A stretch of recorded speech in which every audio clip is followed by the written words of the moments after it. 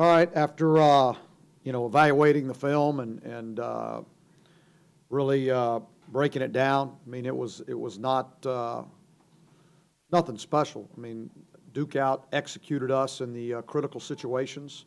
They made more plays than us in the critical situations when you had to, and that was really the difference in the game. We had some guys that pressed really hard in a few situations and tried to make something out of nothing when we really didn't need to do that, and it ended up biting us in the rear end. So. Ending injuries. I don't know yet. Have the guys from last week that were announced, Jackson and Sweet in particular, have they had surgery or scheduling surgery since they're out for the season? They we're both waiting on their surgeries on them for swelling and those kind of things, from my understanding. So. And then Smith. Yes, he is. When you have a situation like this, it's one thing to coach morale after a loss or a series of defeats. How different is it to coach morale when you have something like this that you're dealing with? Well, I mean, there are things that are out of our control. As a football coach, you like to control as much as possible and not worry about the things you can't control. And so that's what I try to do.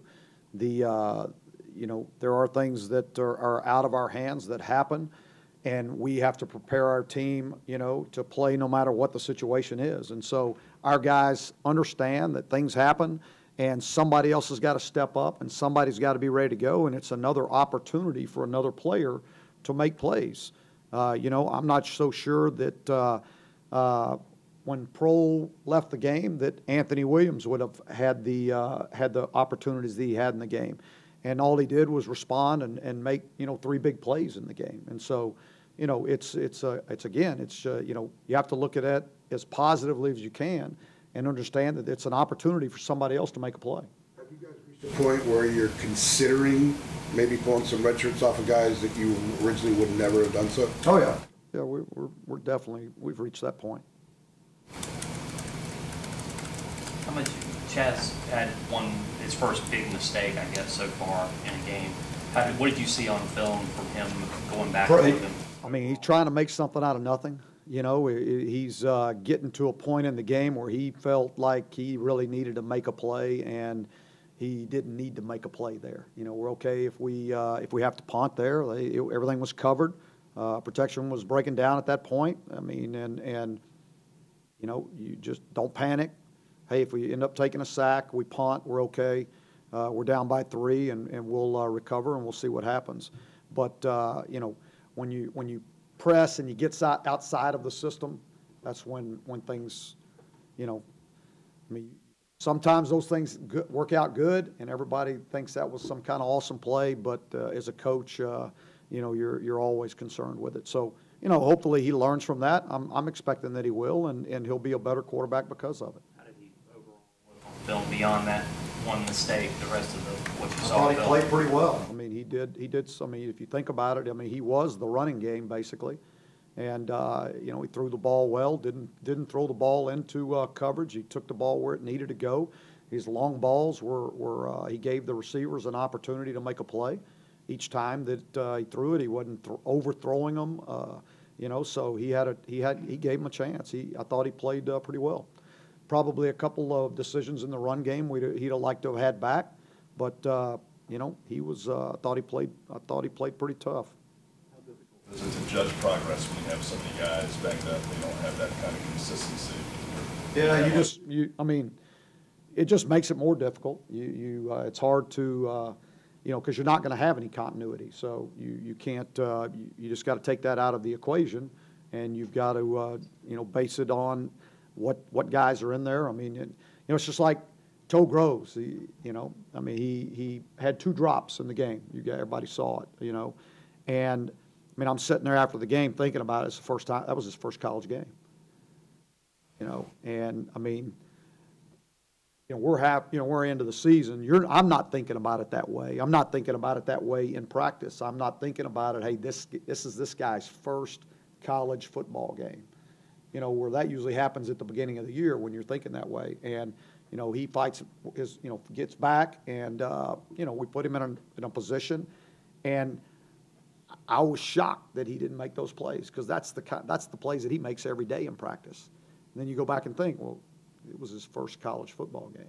So the moment was probably a little bit bigger than what he expected for it.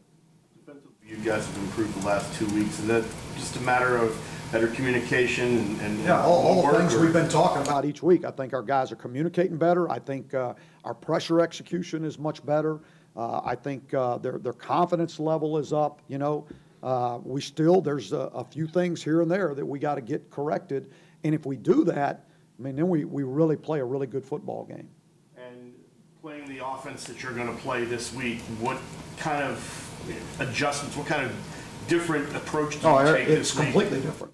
I mean, it's a 180. I mean, it's like there's nothing that you've done in these first 4 games that you will carry over to what we do this week. So you have a completely different game plan. So given the momentum that these guys have been building the last couple of weeks, how much does that affect that having to basically start from scratch with a totally different approach?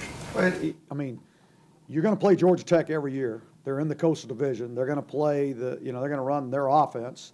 It's totally different from any other offense you're going to face all year. So it's not like it's a surprise. It's not like it's something, oh gosh, our guys know, they understand. We've been playing Georgia Tech, since they've been at school here. So they know that it's an abrupt stop in everything that you've been doing, and you start from scratch, and you have a game plan for this team. And then once it's over with, you forget that and you go on, because you're not going to face a team like that again.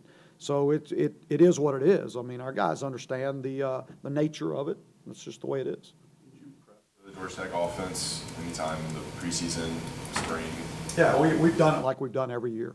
I mean, we do it in the spring, we do it in camp, and we do it during the season actually also. Is that like what, 1 or 2 days, or just the coaches, or how does that approach? No, I mean, the coaches definitely. I mean, it's quite a bit more than that. I mean, the coaches would be in the summer and everything. But with the players, it's, we pick out days that we are going to designate, days that we're going to work towards option football. And, we may take periods of the day, and that's all we do in those periods. Back to that inconsistency on offense. I think there's 6 3-and-outs, 3 6 and a third down. We talked about a little bit last week. Yeah. But is that kind of where the inconsistency comes out, or is that more just Duke out executing? Well, part of them out executing you is you're not executing. I mean, you got everybody on the hats you want them on, and a guy doesn't execute his block, but he's there. He just doesn't execute it. So you'd say they out executed you.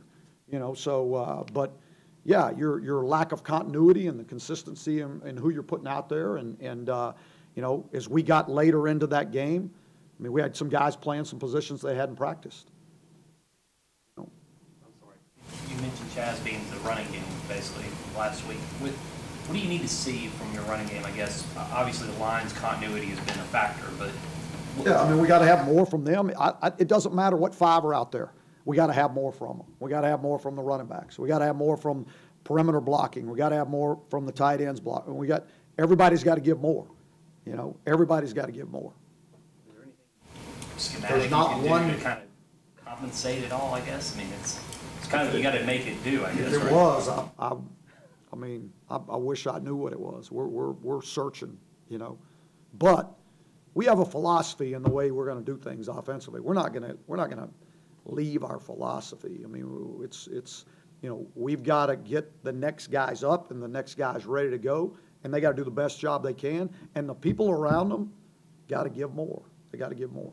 Does this situation give you an opportunity to be really uniquely creative in many ways? Like, In some situations, what yeah. Caleb did against you guys a couple years ago in the bowl game. Yeah. I mean, you're right. You could do there are things that you can come up with, and that for us, we're not in a quarterback situation, but we are going to have to be, the thing is to try to get the guys that you're going to have on the field, try to put them in the best position possible. Whether that means we're going to be moving people around, which we've already been doing. I mean, and you know, we've just got to do a better job of it. At center, how did he grade out, and how limited really was he? He was okay. He was limited. He was limited. You could tell that there wasn't a lot of strength in that thing, but he fought his butt off, and you know, there were only a couple times that I thought he got overpowered, and you know, he'll be better this week. Have you guys given consideration to maybe, because J.J. McCargo played pretty well when he was in before, maybe using him at guard some if you have some more? Yeah. I mean, we believe me, those guys have worked. J.J.'s worked guard before. We have worked everybody in that offensive line at a lot of different positions, you know, so. And it's a good thing we have. You've led in the fourth quarter of every game. How's that, I guess, positive play into your message moving forward? I mean, that's obviously we're not, even with all the adversity going on, we're not that far away. All right? That's my point about everybody's got to give just a little bit more. Each guy dig down and give a little bit more and finish the game. And again, that's my responsibility, you know, to teach these guys how to finish, you know, and I've got to get that accomplished in practice during the week.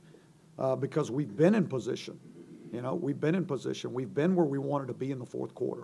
Now we got to finish the games. Jordan Riley saw his first action on Saturday. How did he do?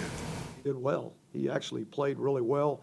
There's a few times that we felt like he was high, you know, but for his first game, there was not, you know, wasn't something that all of a sudden you're saying, man, we're soft inside. We got to get who's in there, and it's Jordan Riley. He was really good at the point of attack. There were a couple times on double teams he was a little bit high, but it was really good to get him some good reps, and he's going to have to help us the rest of the way.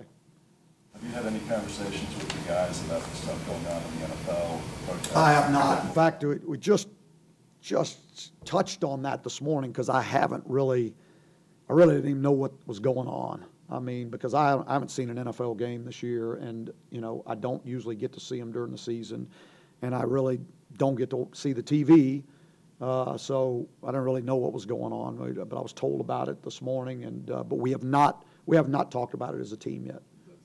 Yeah, I may address it with the team, and excuse me. What I would do is address it with the seniors or the older guys first, and talk with them, and then see what their thoughts are, and then we'll talk about it as a team. You guys obviously aren't on the field for the national anthem. If you were, you have.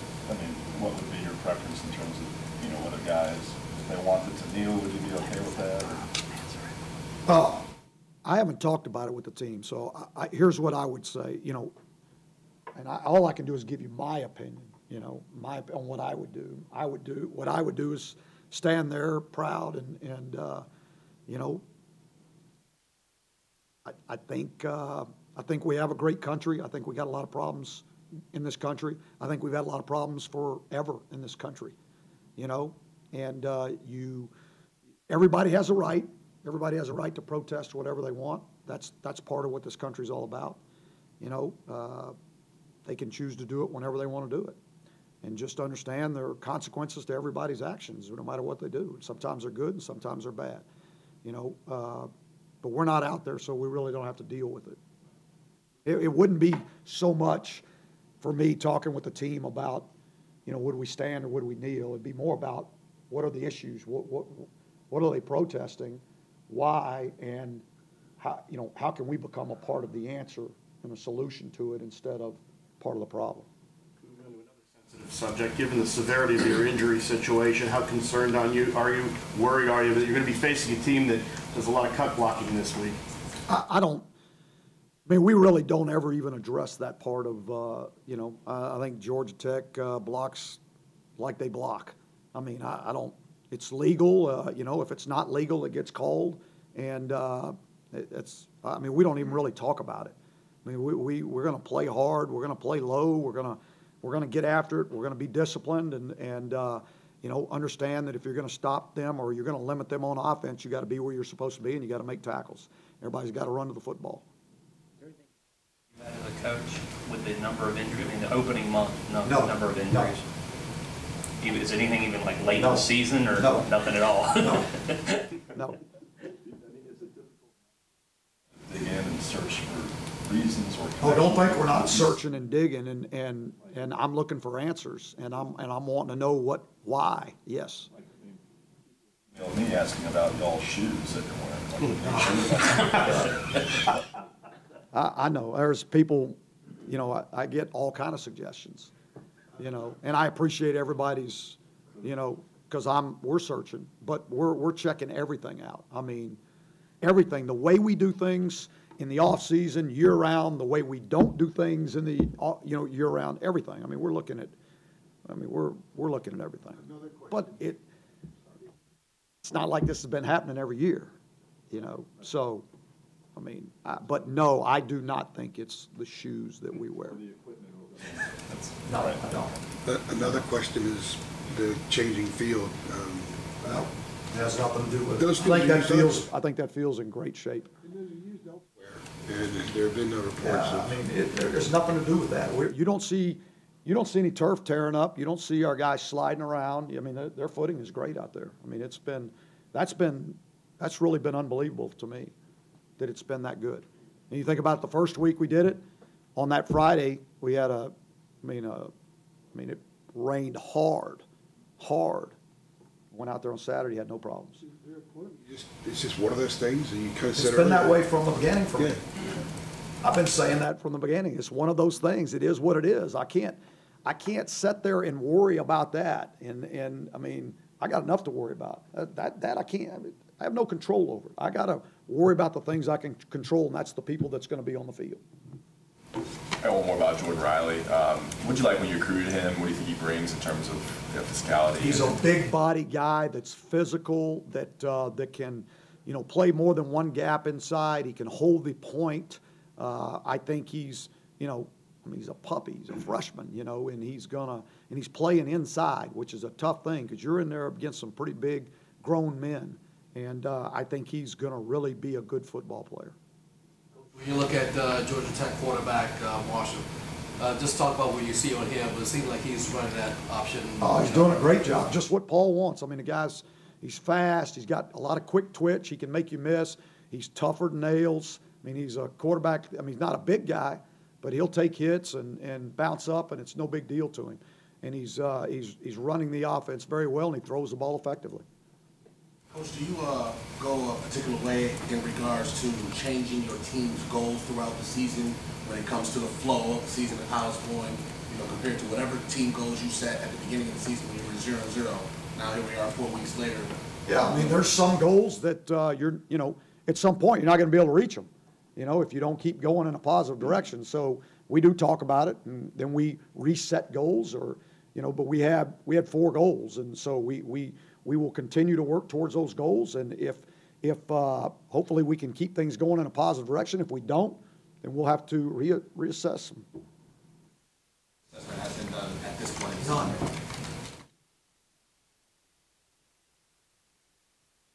Today, I hadn't seen them today. I saw them yesterday, but yesterday they were down, you know, like I would expect them to be. They were hurting. You know, and then at the end of practice, it was like, okay, guys, it's over with. You know, it's time to move on. Nobody else feels sorry for you. You know, nobody. I promise you, Georgia Tech's not feeling sorry for North Carolina today. So it's put it to bed just like everything else, and let's roll, and let's get ready for Georgia Tech.